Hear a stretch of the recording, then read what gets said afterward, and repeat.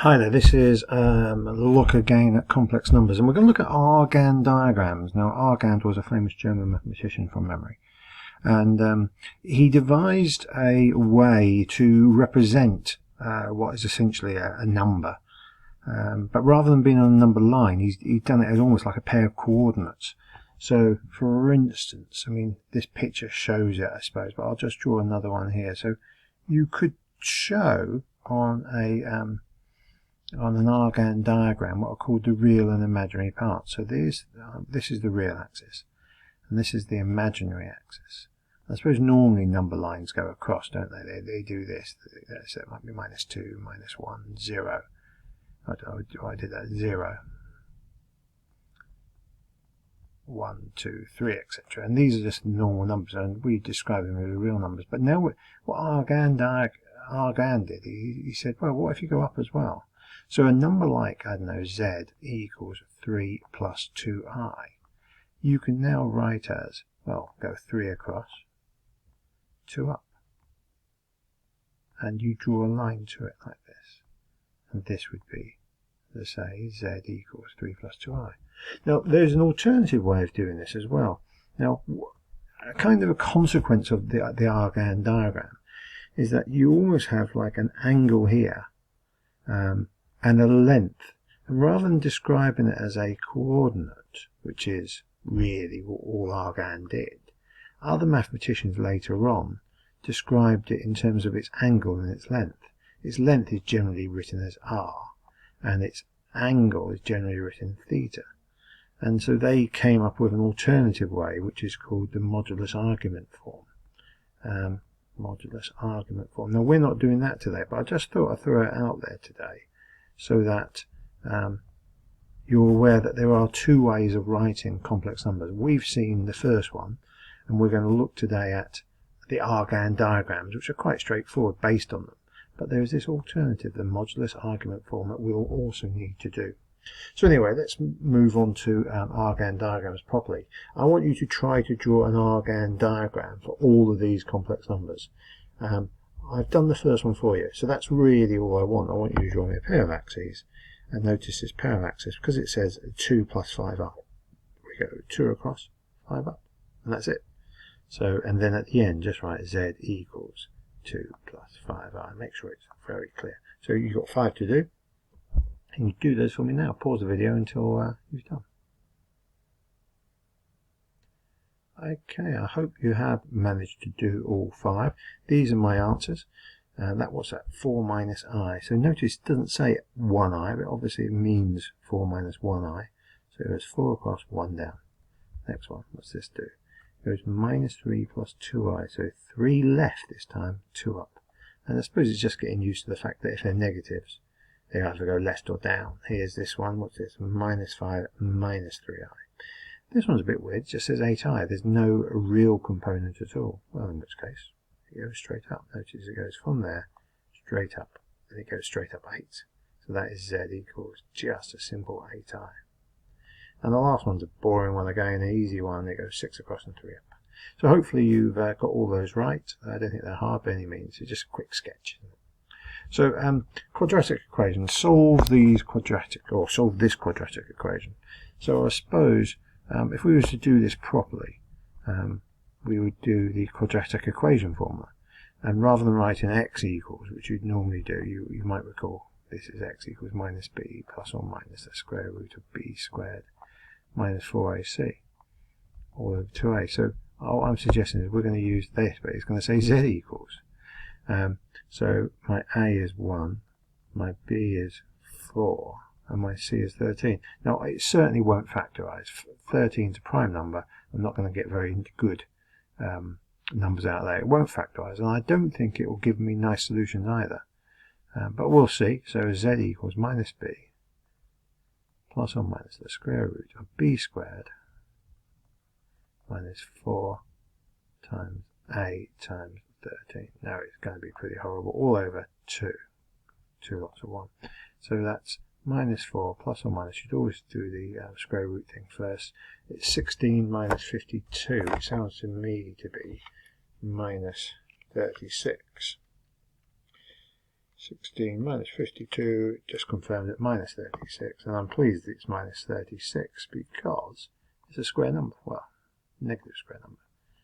So when I square root minus 36, I get minus 4 plus or minus 6i all over 2, and I can divide, luckily, both of those by 2. I can get minus 2 plus or minus 3i. So that's, if you like. Now, I could have typed those into my calculator, of course, using the quadratic equation solver. And I suppose all I would ask is that you can do both, so that in the exam, if they say you use detailed reasoning to solve the equation, you're still able to do it. Okay, bearing that in mind, then, it says, hence represent your solutions on an Argand diagram. So what I do, it's minus 2 plus 3i, there it is. So that's minus 2 plus 3i. And the other one's minus 2 minus 3i, so that's just like a mirror image, a reflection in the x-axis, or the real axis, I suppose, on this. There's my answer. Let's see what they've got. Oh, yeah, you can draw the picture, so there's me. I've drawn the picture. That is the right picture. Next question. Z squared minus 3z plus 17 over 2. So it's exactly the same as far as I can work out. So I'm going to do the same thing. I've got a equals 1, b equals minus 3, and c is not overly nice, 17 over 2. So z equals minus b, so that's minus and minus, so it's 3, plus or minus the square root of b squared, that's 9, minus 4 times a times 17 over 2. All over 2a. Now I think, what is that? It's 9 minus, oh, it's minus 25. So I assume it is anyway, because it's 4 times, divided by 2, it's really 2, so it's 9 minus 34, which is 25. So I've done that right, but it's minus 25. And of course, because it's negative, we're getting complex numbers. So it's 3 plus or minus 5i, square root 25, all over 2. So not ideal, because we've got 3 over 2, but otherwise it's fine. So that's my answers. Regarding the Argand diagram, then, what's that look like? Well, it's 3 over 2, it's 1.5. There it is. Just mark it as a 3 over 2 there. And it's either plus 5 over 2i, or it's minus 5 over 2i. So I'll just write that down. 3 over 2 plus 5 over 2i. 3 over 2 minus 5 over 2i. And notice, please, it's a reflection again in this real axis. This is the imaginary axis. Yep, done. I bet I don't draw the picture again. No, I didn't. So complex conjugates and roots, and we'll just go through a few things. Note that if a polynomial has real coefficients, so this one has real coefficients, this one has non-real coefficients. So by that I'm basically saying to you is, notice here all the numbers are real numbers, whereas this one, that's okay, but this one isn't. That's got an I within the coefficient. So what I'm looking at this time is these types, the types that have real coefficients. And if a polynomial does have real coefficients, then any complex root it might have, and of course it might not have complex roots, let's assume it has got a complex root, will also come up with a second complex root, and let's call it complex conjugate. Now we've actually already seen that in the two examples we've just done. We just go back to these two examples. We had 3 over 2 plus 5 over 2i, and 3 over 2 minus 5 over 2i. So we've got one root, and the other one is just the minus version, the complex conjugate. And we've got the same thing here. We had minus 2 plus 3i, we had minus 2 minus 3i.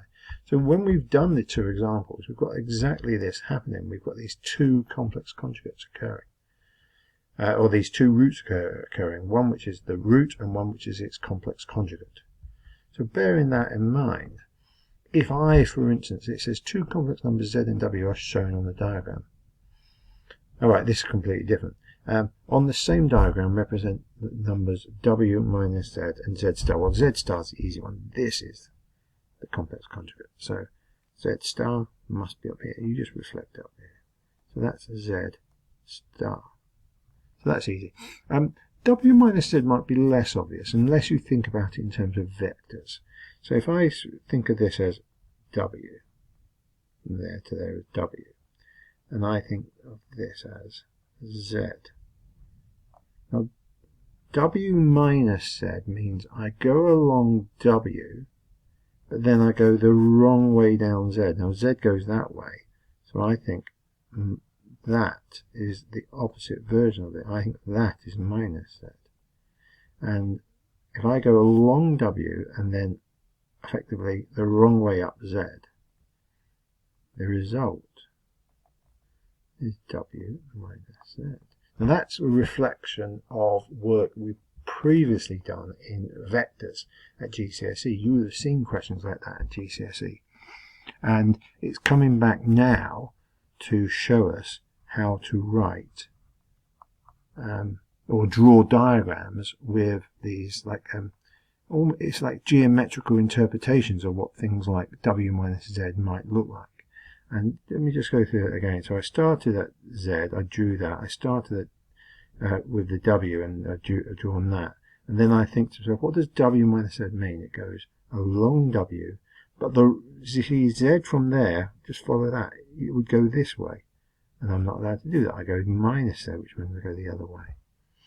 So that is the lesson. We'll do a few questions in class, and hopefully then exercise 4C will be fairly straightforward.